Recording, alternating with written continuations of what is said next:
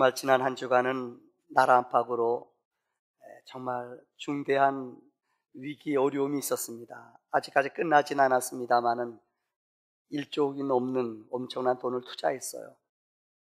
정말 개성공단이 지금 중단될 정도로 나라가 어려움이 있습니다. 우리 기업도 어려운 것도 있습니다만은 북한에도 지금 5만 명이 들어와 있는데 그 상주되어 있는 사람들, 그 가족 20만 명이 먹고 산대요. 그들의 이제 일용할 것이 끊어졌다고 합니다. 그래도 눈 하나 깜짝하지 않아요. 평양에 있는 주재에 있는 영사관들 보고 철수하라고 그랬어요. 전쟁 일어날 것 같으니까는. 우리나라의 올림픽, 우리나라에 사는 체육대회, 무슨 많은 골프대회 같은 거 외국 사람들이 거의 안 온대요. 근데 우리는 참 한국 사람들은 믿음이 너무너무 좋대요. 전혀 요동하지가 않아요. 여호와를 하나님으로 삼는 백성들의 믿음인 줄 믿습니다. 김정은이가 절대 우리나라 못 쳐들어오는 이유가 있답니다. 첫째는 우리나라 동네마다 부대찌개가 있대요. 골목마다 대포집이 있대요. 더 놀라운 것은 술집마다 폭탄주를 제조하는, 폭탄주가 뭔지 겁먹는데요. 또 하나 길거리에는 총알 택시가 있어가지고 총알 때문에 겁이 나서 못 온대요. 마지막으로는 우리 가족들의 핵가족.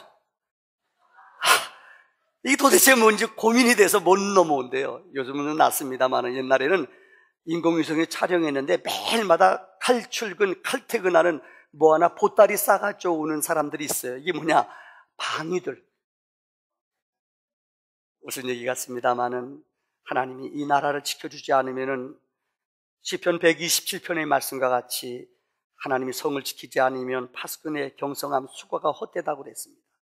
성을 하나님이 지켜주실 줄 분명히 믿습니다. 중국의 위대한 역사가인 사마천이라는 사람이 있습니다. 이분이 중국 역사 속에 정말 많은 지혜를 남겼습니다마는 이 역사가들 가운데 지혜를 우리에게 가르쳐준 많은 사람이 있어요. 이분은 인생에 5가지 못 고칠 병이 있다고 얘기했습니다. 첫째는 바로 교만한 병입니다. 인간의 도리와 사람의 도리를 무시하는 것, 이게 무서운 병이라고 합니다. 성경은 우리 인간들에게 말합니다.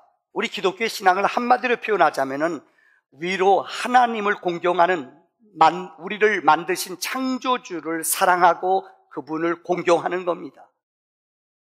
또 하나는 하나님의 형상대로 지음받은 인간들을 내 몸과 같이 사랑하는 것, 이것이 기독교의 기본 법입니다. 그래서 하나님 사랑, 이웃을 사랑, 이 도리를, 우리의 주인을 주인으로 알지 못하고 하나님의 형상인 우리 이웃들을 사랑하지 못한다면 이것은 교만하다는 겁니다.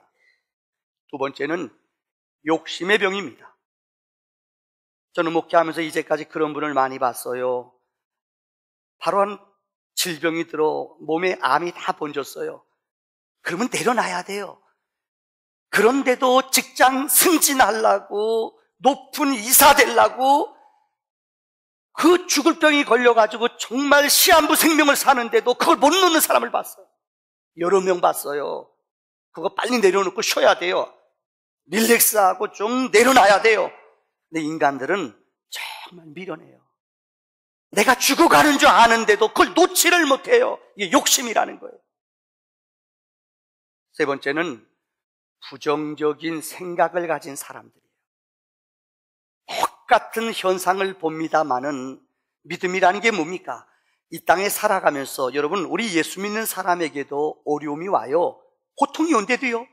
근데 믿음의 사람은 어떤 형편, 어떤 처지 가운데서도 하나님이 우리에게 말씀했어요. 내가 너희를 향한 뜻이 무엇인 줄 아느냐? 항상 기뻐하라. 쉬지 말고 기도하라. 범사에 감사하라. 이는 그리스도 예수 안에서 너희를 향한 하나님의 뜻이라고 말씀했어요.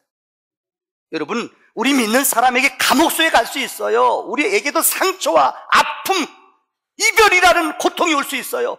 근데 이것에 집착되거나 이 부정적인 사고에 얽매이면 어리석은 사람이 되는 거예요. 이전 것은 지나가야 돼요. 이전에 상처 실수할 수 있어요. 그러나 이제는 그 이전 것을 끊어버리고 벗어버리고 앞을 향하여 전진해야 된다는 거예요.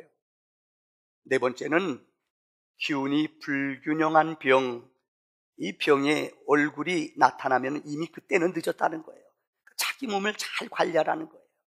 네 번째는 무속인의 말을, 점장이나 이 무당들의 말을 의사의 말보다, 진리보다 더 믿는 사람이 있어요. 제가 개인적인 사람이라 이름을 밝히지 않겠습니다만은 한동안 우리 70년대, 80년대 우리 코미디계의 사람들에게 제일 웃음을 줬던 사람이 있어요. 이분이 폐암으로 세상을 떠났어요. 아마 여러분 내가 이름 안 돼도 누군지 알 거예요. 제가 흉내낼까요? 알지요? 못생겨서 죄송해요 뭐 그런 사람 있잖아요, 여러분들. 알죠, 누구지요? 그런데 여러분 보세요. 담배 피면서 담배 피는 것 때문에 폐암 걸렸거든요. 여러분 담배 피면 죽어요. 얼마나 참 마음 공익광고에 나왔는데 그거 보는 사람, 그 가족들 마음이 어떨까요? 억장이 무너질 거예요. 그런데 여러분 아세요? 믿음이 없었어요. 부적을 가지고 있으면 병이 난다고 그랬대요. 부적을 5개나 가지고 있었대요. 그러니까 일찍 죽었죠. 아니, 아프면 부적 붙이는 것보다 중요한 게 뭐예요? 병원에 가서 치료받아야 돼요. 어떤 사람 믿음 좋다고 병원 안 가는 사람이 있어. 이거 잘못된 믿음이에요. 아파도 우리 병원에 가는 거예요, 여러분들. 또 어떤 사람은 이름 될까요? 최용순 코미디언 있죠? 이분 옛날에 불치병 걸렸어요. 세상 떠나는데 아십니까? 굿을 6번 했대요. 굿하면 병 난다고 그랬대요. 여러분, 웃죠, 여러분들? 인간들이 이렇게 밀어나고 인간들이 이렇게 어리석어요. 속는데도요, 굿 300만 원짜리 500만 원짜리 굿하면 병 난대요. 그러니까 병원에 가는 것보다 굿하느라고, 만약에 병원 가고 사람 의지하면은 부정 탄다고. 그래서 안 갔대요. 끙끙 앓다가 끙끙 죽었어요. 여러분, 오늘 성경에 기록된 삼손을 오늘 3번째 설교합니다. 삼손도 벗어나지 않아요. 너무너무 미련해요. 하나님이 그렇게 깨닫게 해주셨고 그렇게 그에게 힘을 주었고 능력을 줬건만은 그는 내가 똑똑하고 내가 영원히 사는 것인 것처럼 착각하고 살았어요. 오늘 15장에 나오는 삼손의 실수 3가지를 살피려고 합니다. 첫째, 그는 미련했어요. 오늘 1절의 말씀을 다시 한번 읽어봅니다. 얼마 후에 밀 거둘 때에 삼손이 새끼 염소 새끼를 가지고 그 안에 그 처갓집으로 다시 왔다는 거예요. 무슨 말입니까? 여러분, 잔치집에 왔다가 화가 나고 불이 나서 잔치집, 우리말은 파장, 완전히 우리말은 깨트려버리고 그는 화가 나서 자기 집으로 돌아갔어요. 자기 분을 못 다스렸어요. 그래서 오늘 본문에 보면은 밀 거둘 때라는 것은 성경에 5월달이에요.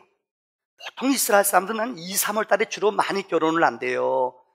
밀 거둘 때가 5월달이에요. 한 2-3달 정도 그가 화내고 자기 집으로 돌아갔다가 가만히 생각하니까는 후회스럽거든요. 분내는 분, 화내는 분, 아마 여러분 가만히 돌아가서 생각해보면 웃거든요. 인생 살아오신 어른들 그렇지 않아요? 그거 화낼 거 아니에요. 싸울 거 아니고 그걸 왜 싸워요? 그거를요. 그냥 지나가고 눈 하면 이렇게 하면 되는데 후회하는 거예요. 한 2달이 지난 후에 빨리 와야 할 때 시간을 놓친 거예요. 2달 후에 쑥스러우니까는 염소 새끼 하나 가지고 그 처갓집으로 다시 온 거예요. 근데 이게 웬일이에요? 기회가 벌써 지나갔어요. 이 집에서는 그 부인을 삼손의 친구에게 줬어요. 그 당시에는 결혼할 때 지창금이 있어요. 아버지가 욕심이 있었나 봐요. 삼손도 지창금 가져왔거든요. 그러니까 가버렸으니까 이 자기 딸을 삼손의 친구에게 지창금 받고 또 보냈어요. 그러면서 하는 말이, 이 아버지가 미안하니까, 야, 그 동생이 더 아름다운데 이 여자를 줄게. 지창금 또 달라는 거예요. 얼마나 세속적이에요. 분내고 여러분 화를 냈기 때문에 시간이 지나가면은 해결될 줄 알았어요. 근데 그렇지 않아요. 많은 사람들은 세월이 지나가고 시간이 지나면은 모든 우리 상처들이 아물어지는 줄 알아요. 근데 성경은 그렇게 말하지 않아요. 우리 요즘 새벽 기도 시간에 사무엘 하를 13장을 지금 계속 강의하고 쭉 열고, 우리 13장이에요. 우리 요즘 배우는 게 뭡니까? 암논. 이 다윗의 아들 가운데 첫째 아들이 암논이에요. 그 나라는 왕국이기 때문에 암논이라는 아들이 아버지 후계자가 될 수 있어요. 근데 이 아들은, 왕자는 욕심이 많고 음란한 마음이 있었어요. 그래서 자기 이복동생인 이 압살롬의 동생이 누구요? 다말이라는 여자를 흠모하고 좋아했어요. 그래서 요나답이라는 악한 친구가 그에게 거짓말로, 다시 말은 그의 마음을 후려요. 그래서 너 몸 아프다 그래가지고 그 다말이라는 이복동생이 오면은 그를 침실로 데려와서 그를 갖다가 쉽게 말해 내 아내로 만들라는 거예요. 그래서 그대로 했잖아요. 그가 하룻밤 데리고 자고 나서 그 여자를 성경에 보면 욕정을 채운 거예요. 그를 버려버렸다고 성경은 말해요. 그리고 성경에 보면 2년이란 세월이 흘렀어요. 근데 다윗은 그 죄악을 범한 아들을 책망을 못했어요. 압살롬의 마음은, 자기 동생이 어려움 당하는 것을 안 압살롬은 마음에 분노의 마음과 미움의 마음이 그의 마음속에 자라났어요. 이것이 2년 후에 형제끼리 죽이는 엄청난 끔찍한 피 흘리는 상처와 아픔의 가문을 만들었다는 거예요. 여러분, 상처는 시간이 지나면 아물 수도 있어요. 그러나 이것을 정말 치료받지 않으면 이것이 나중에 내게 남아서 계속 고통이 되고 나를 찌르고 나를 열등감 속에, 아픔 속에 잡아놓는다는 것을 알아야 돼요. 오늘 본문에 보면 삼손은 기억하십니까? 분내고 화내고, 쉽게 말하면 처갓집 식구들, 블레 사람들 30명 죽였어요. 그뿐만 아니라 처갓집 결혼식장을 완전히 파장을 만들어 놓고 화내고 나가버렸어요. 그리고 2개월 만에 돌아왔어요. 그들이 얼마나 많은 상처와 아픔이 있었는지 그는 까마득하게 잃어버렸어요. 세월 지나니까, 시간 지나니까 염소 새끼 하나 가져오면 용서받을 줄 알았어요. 그러나 그는 미련한 분냄의 생각을 통하여 그들에게 너무나 큰 상처를 입혔다는 거예요. 두 번째, 그의 미련함은 그는 나시린의 영적인 분깃을 잃어버렸다는 거예요.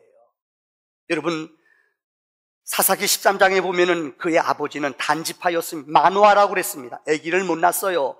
근데 하나님의 천사가 찾아와 그 어머니에게 내 몸을 통하여 나시린을 낳을 것이니 하나님의 은혜가 너에게 임할 것이니라. 그래서 그 아이를 하나님 은혜 안에 구별해 드리고 나시린으로 자라게 했어요. 다시 말하자면은 하나님의 언약을 기억하고 하나님의 약속을 기억할 때에 삼손은 위대한 사람이었어요. 그런데 그는 그 위대한 하나님의 손길을, 은혜를 잃어버렸다는 거예요. 혹시 여러분, 우리 코미디언 가운데 개그맨 이동우 씨라는 사람이 있습니다. 아마 나이 드신 분도 아실 겁니다. 잘 나가는 코미디언이었어요. 아주 이런 노래, 아가펠라 노래 부를 때도 노래도 잘 부르고 그 당시 제일 잘 나갔어요. 근데 이 청년이 결혼하고 정확히 100일 만에 자기 눈에 이 망막색 조변성증이라는 병이 걸려서 눈이 실명이 되고 말았습니다. 얼마나 절망하겠어요. 잘 인기 최고로 올라갔을 때에 앞이 안 보이는 거예요. 불행해졌어요. 그런데 어느 날 그에게 전화가 왔답니다. 어떤 천안에 사는 40대 된 어느 아저씨 한 분이 나는 당신 팬인데 내 눈을 당신에게 기증하고 싶습니다. 얼마나 설레요. 자기는 앞이 안 보이는데 이 시신경을, 다시 말하면 이 눈을 수술해 준다는 거예요. 내 눈을 기증하겠다는 거예요. 얼마나 감사해요. 그래서 아내와 함께 찾아갔대요. 근데 가서 두 말 더 눈 달랜 말을 못하고 그냥 울고 나왔대요. 이유는 거기 40세 된 그 남자는 우리말로 근육무력증 환자예요. 근육이 마비가 돼서 자기 몸을 못 가누는 사람이에요. 그 사람에게 하나 있다라면은 눈 뜬 거 하나는 있어요. 나머지는 다 몸이 마비가 돼서 움직이지 못하는 사람이에요. 그런데 내 몸은 불편하지만은, 나는 못 움직이기 때문에 불편하지만은 당신은 연예인 활동하는데 내 눈을 당신에게 주겠습니다. 그랬다는 거예요. 근데 도대체 받을 수가 없더래요. 그래서 그분이 글을 쓴 게 있어요. 이렇게 말했어요. 하나를 잃고 아홉을 가진 사람이, 나는 하나를 잃고 아홉을 가진 사람인데 그분은 오직 하나 남아있는 것마저 주려고 합니다. 어떻게 그걸 달라고 할 수 있겠습니까? 그래서 그분이 쓴 책 가운데 이런, 마지막에 이런 단어를 썼어요. 다 같이 읽어봅시다. 시작. 하나를 잃고, 다시 한번 시작.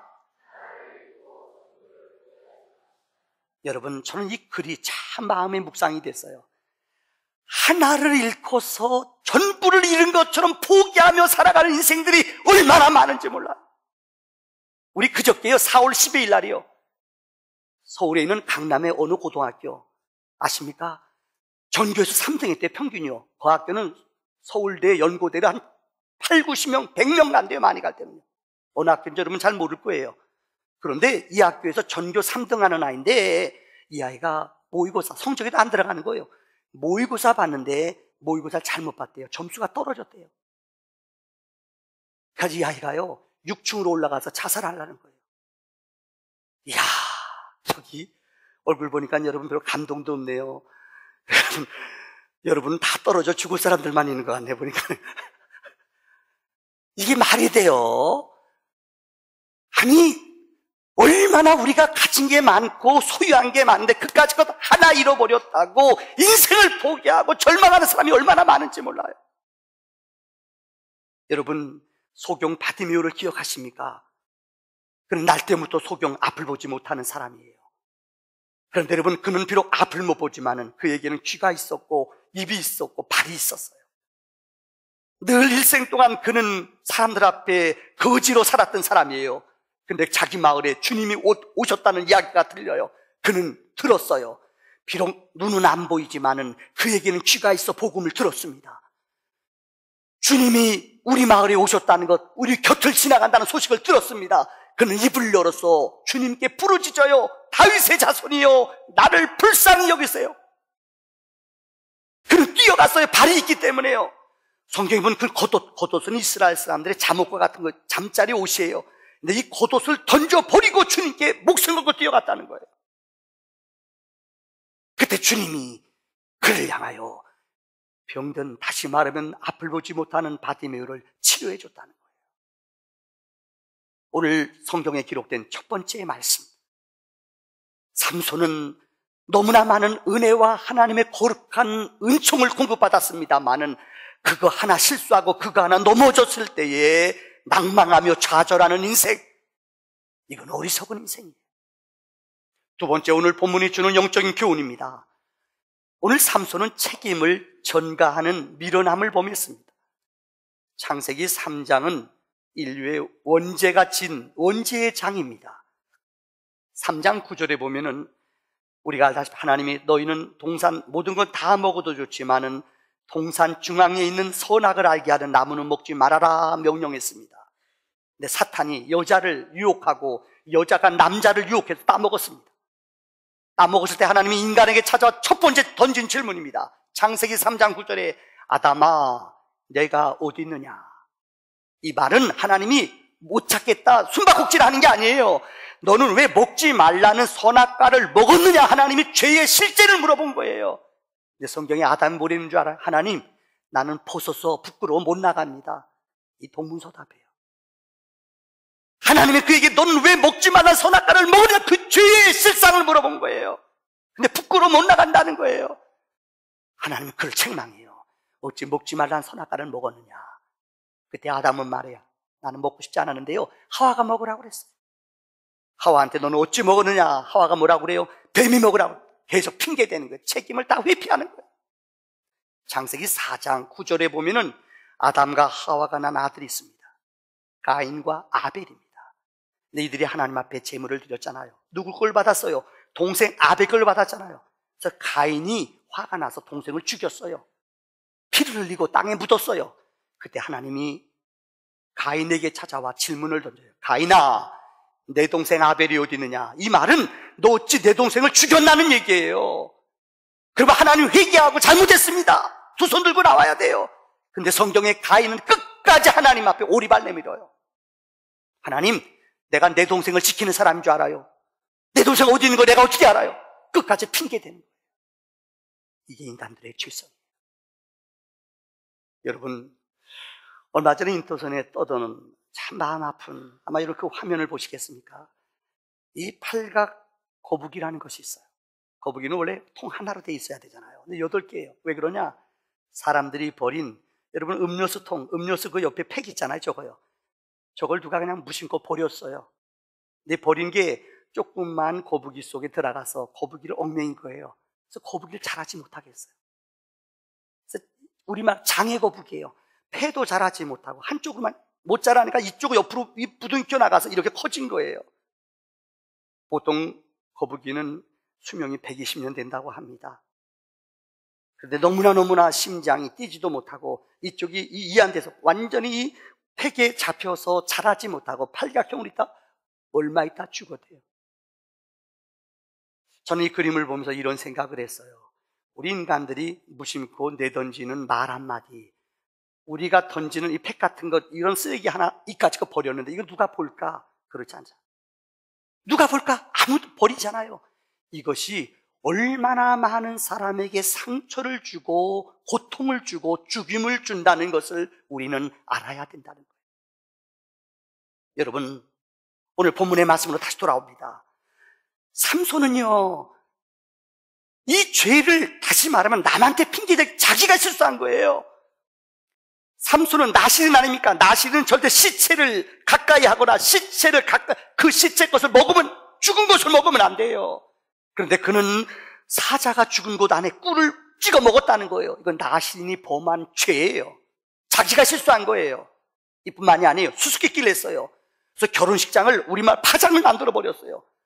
결혼식장 가서 사람들이 즐거운 여흥을 하고, 결혼식장은 기쁨의 자리 아닙니까? 근데 가서 어려운 수수께끼를 냈어요. 그게 뭐예요? 강한 자에, 먹는 자에게서 먹는 것이 나오고 강한 자에게서 단 것이 나온다. 이걸 어떻게 풀어요, 사람들이?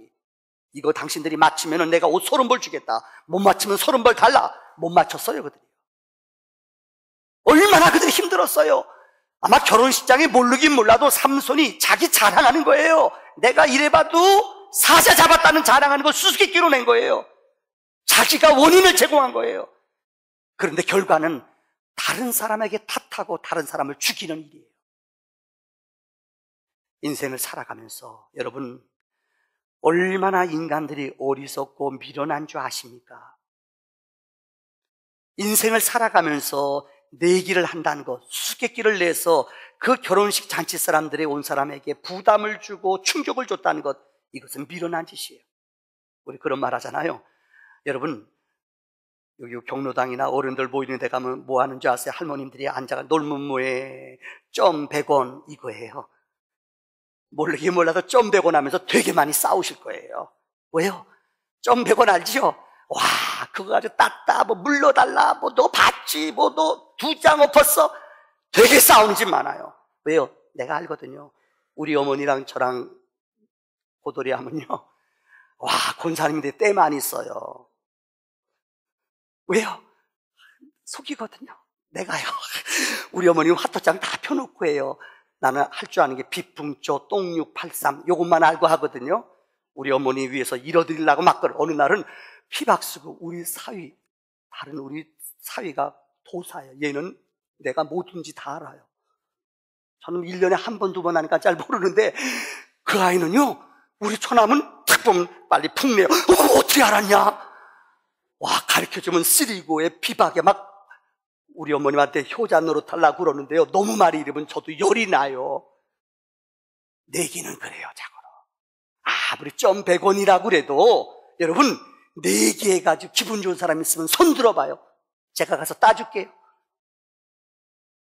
오늘 본문에 보면은 이런 부끄러운 수치와 이런 아픔을 당한 사람이 누구였느냐? 삼손이 자기가 일을 제공한 거예요.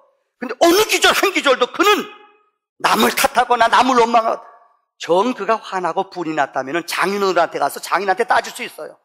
이럴 수 있어요. 장인어른, 아내한테 가서 여자가 왜 입이 싸? 왜 그 수수께끼를 가르쳐줬어? 뭐 그러면 돼요. 근데 자기 가정의 얘기는 하나도 꺼내지 않아요. 전부 다 남 탓 돌려요. 여기 보니까는 이 말씀을 묵상하다 보니까는 정말 억울한 사람들이 나와요. 첫째, 누가 억울할까요? 여우 새끼 300마리. 이거 되게 억울하잖아요. 그 잡혀가지고 꼬리 불 붙여가지고요. 그리고 그 당시 역사가들 말을 빌리자면은, 여러분, 꼬리를 한 마리 묶어서 탁 보내면은 뜨거워가지고 이가 물속으로 뛰어들어간대요. 여우를 약아가지고. 뛰어들어가면서 모르는 이 늑대 같은 놈들아, 우리들한테 욕한대요. 썰렁하네, 여러분들. 왜 지네들 싸움에 우리들이 붙여나는 거예요? 그런데 2마리씩 딱 묶어놓으면 반경이 작아져가지고 못 움직인대요. 뜨거워가지고 팔팔팔팔 돌면서요, 그곳에 돌아다니면서 불 다 저질러 난대요. 이게 바로 여우의 특징이라는 거예요. 애꿎은 여우, 블레셋 농부들, 자기네 밭이 다 추수할 때가 돼 다 탔어요. 블레셋 농부 사람들이 여러분 삼손이 누군지 알까요? 몰라요. 몰라. 억울하지요. 밭 다 타버렸어요. 얼마나 억울해요. 그런데 오늘 본문에 보면 삼손은 절대 자기가 잘못한 부분은 하나도 시인하지 않아요. 그저 남 탓하고 조상 탓하고 부모 탓하는 거예요. 지옥 가면 여러분들 제일 많이 쓰는 단어가 뭐 같아요? 이 두 가지래요. 저는 일리가 있다고 믿어요. 첫째 뭡니까? 때문에. 또 하나는 껄. 그죠? 안 돼요. 신앙생활하면서 성숙하지 못한 사람들의 특징은 남 탓해요. 남 원망하기 좋아요.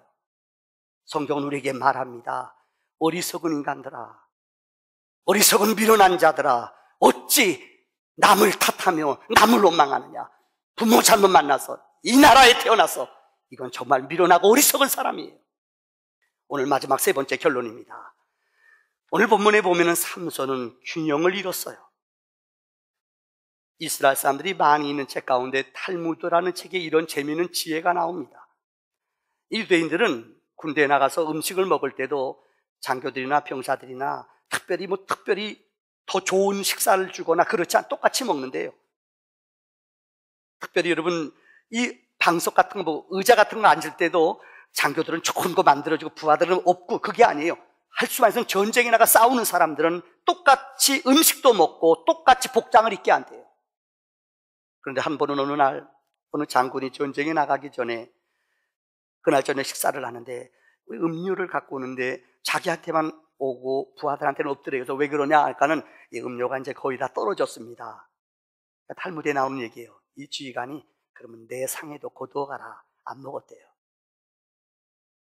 이게 균형 있는 지휘자의 아름다운 모습이에요. 오늘 본문에 보면은 삼손은 보세요. 어떤 구절 한 구절도 이런 문제가 생겼을 때 좀 냉철하게 생각하고 자기를 좀 반성하고 누이치는 지성이 좀 있어야 돼요. 근데 그는 흥분하고 너무너무 여러분들 행동하는데 분내는데 앞장섰어요. 삶의 균형을 못 이뤘어요. 믿음이라는 것은 여러분 말씀과 삶이 여러분 이게 균형을 이뤄야 돼요. 지성과 예수 믿으면은 지식이 없다는 게 아니에요. 지성도 필요해요. 영성도 필요해요. 지성과 영성을 겸비해야 돼요. 신앙도 하나님의 사랑에는 두 가지가 있습니다. 사랑에는 공의가 있어야 돼요.